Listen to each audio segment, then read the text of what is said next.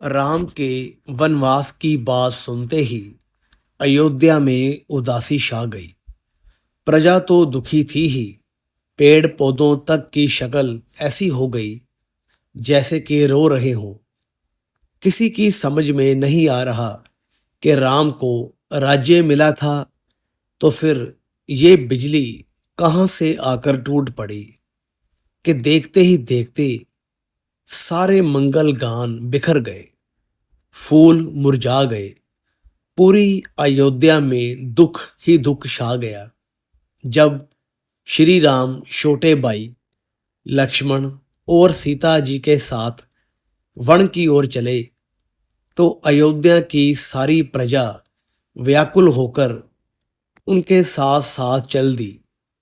जब अयोध्या में राम ही नहीं तो फिर भला वहां रहने से क्या फायदा। रामचंद्र जी ने लोगों को तरह तरह से समझाया, पर प्रजा प्रेम के मारे रो पड़ती थी। किसी से कुछ कहा ना जाता, जैसे किसी ने उनकी सुध बुध हर ली हो। आखिर रात के समय जब प्रजा दूल से बेखबर सो रही थी, रामचंद्र जी ने सुमंत से कहा, चलिए यही समय निकल जाने का है।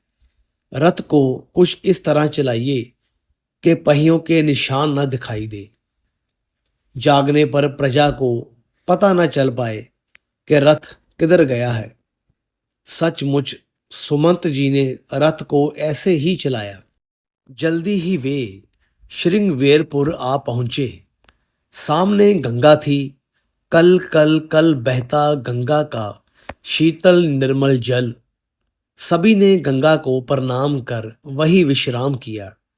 तब तक निषाद राजगुह को श्री राम के आने का समाचार मिल गया था।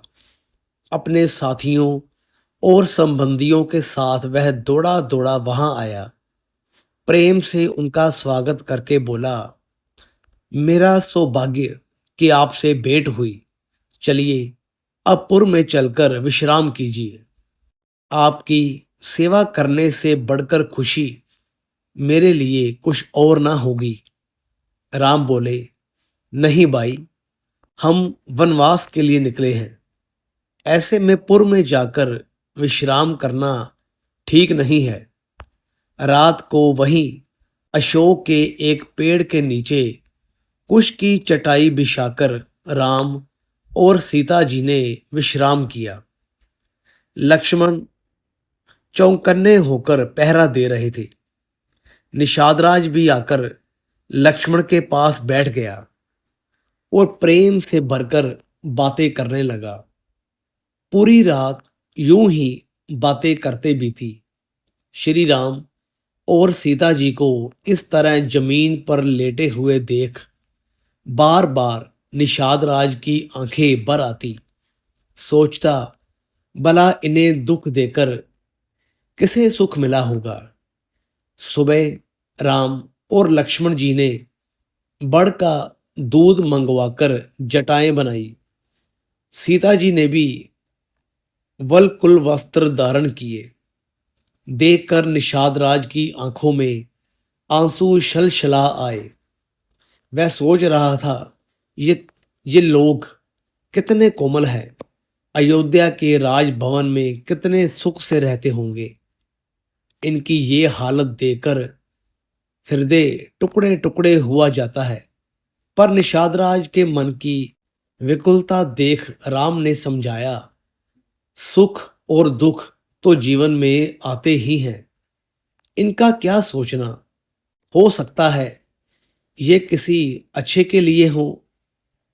सुमंत जी का मन भी इसी तरह हाहाकार कर रहा था। बोले, मुझे महाराज ने कहा था राम, सीता और लक्ष्मण को थोड़ा वन में घूमकर वापस ले आना। अब आप लोग लौट चलिए।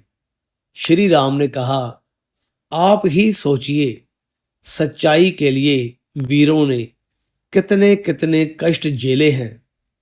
मैं पिता को दिए अपने वचन से फिर गया तो लोग मुझे क्या कहेंगे।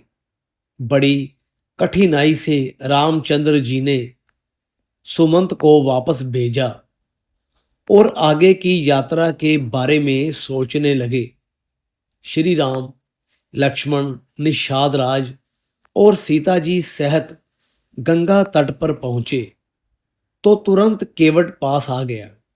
श्री राम की ओर देखता हुआ बोला, हे प्रभु राम, आप वही हैं ना जिनके चरणों की धूल लगते ही पत्थर की शिला स्त्री में बदल गई। अहिल्या की वह कथा मैंने खूब सुनी है।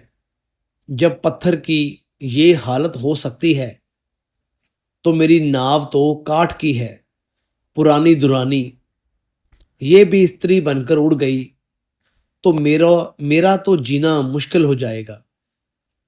इसलिए हे प्रभु, अगर आप पार जाना चाहते हैं तो मुझे चरण धोने की इजाजत दीजिए।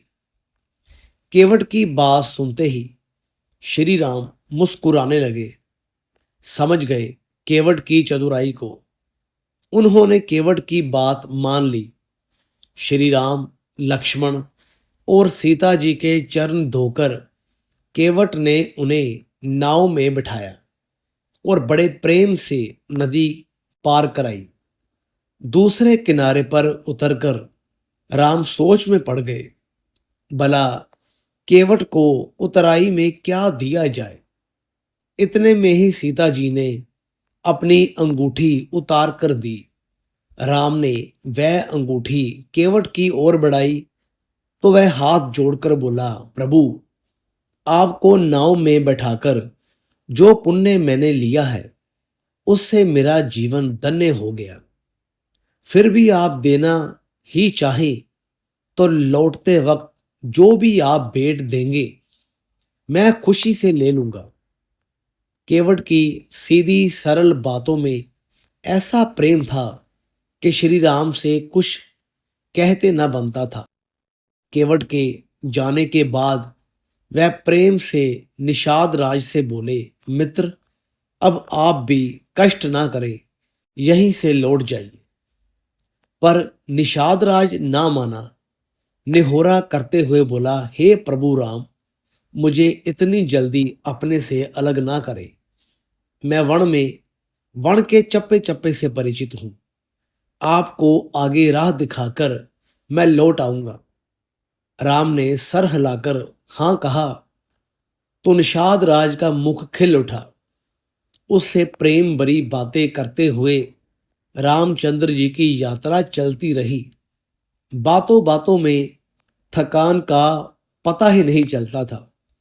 जब काफी आगे आ गए तो रामचंद्र जी ने बड़ा आग्रह करके निषाद राज को वापस जाने के लिए राजी किया और ऋषि मुनियों से भेंट करते हुए आगे बढ़े।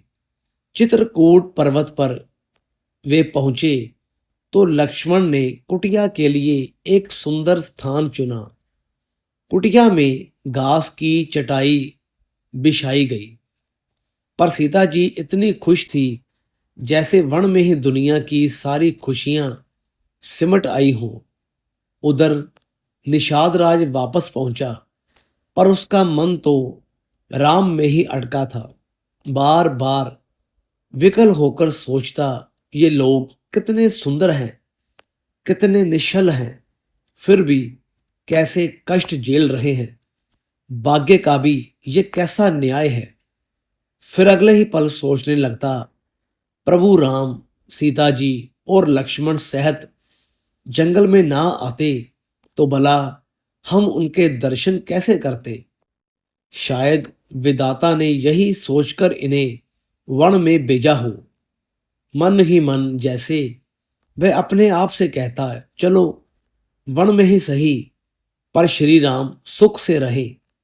इन पर कोई संकट आया तो मैं अपने प्राण न्यौछावर करके भी इन्हें हर कष्ट से बचाऊंगा। एक दिन निषाद राज अपने घर के बाहर बैठा यही सोच रहा था। उसके साथी उसका मन बहलाने की कोशिश कर रहे थे, पर वन में रामचंद्र जी के कष्टों के बारे में सोचकर रह रह कर उसकी आंखें भर आती। निषाद राज इन्हीं ख्यालों में था कि तभी उसे कुछ दूरी पर शोर सुनाई दिया। ऐसा लगा कि एक साथ बहुत से लोग मिलकर चले आ रहे हैं। निषाद राज व्याकुल होकर सोचने लगा, ये लोग कौन हैं? यहाँ क्यों आए हैं? क्या किसी ने श्री राम को विपत्ति में देख उन पर चढ़ाई करने के लिए सेना भेजी है? इतने में ही एक वनवासी दौड़ा दौड़ा आया। वह बुरी तरह हाँफ रहा था, चेहरा लाल, उत्तेजित होकर बोला, सुनिए निषाद राज, अयोध्या से भरत आ रहे हैं। सुना है वह श्री राम पर चढ़ाई करने आए हैं। साथ में परिवार के लोग और सेना भी है।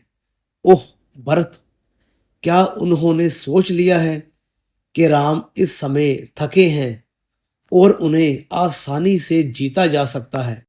पर मेरे होते वे ऐसा नहीं कर सकते। मैं प्रभु राम की रक्षा करने के लिए अपने प्राणों की बाजी लगा दूंगा। कहते हुए निषाद राज का चेहरा तमतमा गया, होंठ फड़कने लगे। निषाद राज ने उसी समय अपने साथियों को बुलाकर कहा, अगर श्री राम पर संकट आया तो हम सभी अपने प्राणों की बलि दे देंगे। अगर जीवन सफल करना हो तो आगे बढ़कर अयोध्या की सेना का सामना करो। सभी नावें कब्जे में ले लो ताकि सेना नदी पार न कर सके। अगर वे छीनने की कोशिश करें तो एक साथ सभी नावों को डुबो दो। निषाद राज की बात सुनते ही एक अनुभवी बूढ़े निषाद ने कहा, ठहरो, एक बार फिर सोच लो। मुझे तो कुछ और ही बात लगती है। भरत लड़ाई करने नहीं, शायद प्यार और मित्रता का संदेश लेकर आए हैं। सुनकर निषाद राज ने एक क्षण चुप रहकर सोचा, फिर बोला, मुझे भी लगता है इस बात में कुछ दम है। हमें जल्दबाजी में कुछ नहीं करना चाहिए। आप लोग यही रहे, युद्ध की तैयारी में ढील न दे। मैं अकेला ही जाऊंगा, टोह लगाकर आऊंगा। भला भरत जी के मन में क्या है? थोड़ी ही देर में निषाद राज भरत के पास जा पहुंचा। पहले उसने गुरु वशिष्ठ के चरणों में प्रणाम किया। जैसे ही उसने अपना नाम बताया, वशिष्ठ ने प्रेम से उसे अपनी छाती से लगा लिया। फिर भरत तो श्री राम का सखा जानकर इतने प्रेम से मिले कि निषाद राज की आंखों से आंसू बह निकले। सोचने लगा, अरे ये तो राम के प्रेम में सर से पैर तक भीगे हुए हैं। इनके रोम रोम में राम की पुकार समाई हुई है। ओह, मैंने इनके बारे में क्या सोच लिया था। लौटकर निषाद राज ने सभी को यह बताया तो श्रृंगवीरपुर में सब ओर भरत का जय जयकार हो उठा। गंगा की लहरें भी मानो उठ उठकर उसमें अपनी आवाज मिला रही थी। अब तो खुद निषाद राज भरत के साथ साथ राम को वापस अयोध्या चलने के लिए मनाने को साथ चल पड़ा। वह भरत और अयोध्या के लोगों को रास्ता दिखाते हुए आगे आगे चल रहा था, तो उसे लग रहा था उसके पैर प्रभु राम के प्रेम की डोर से बंधे खुद ब खुद आगे चले जा रहे हैं। तो दोस्तों, कैसी लगी आपको ये कहानी? वीडियो अच्छी लगी हो तो लाइक करें, शेयर करें। चैनल पर नए हैं तो सब्सक्राइब करें। धन्यवाद।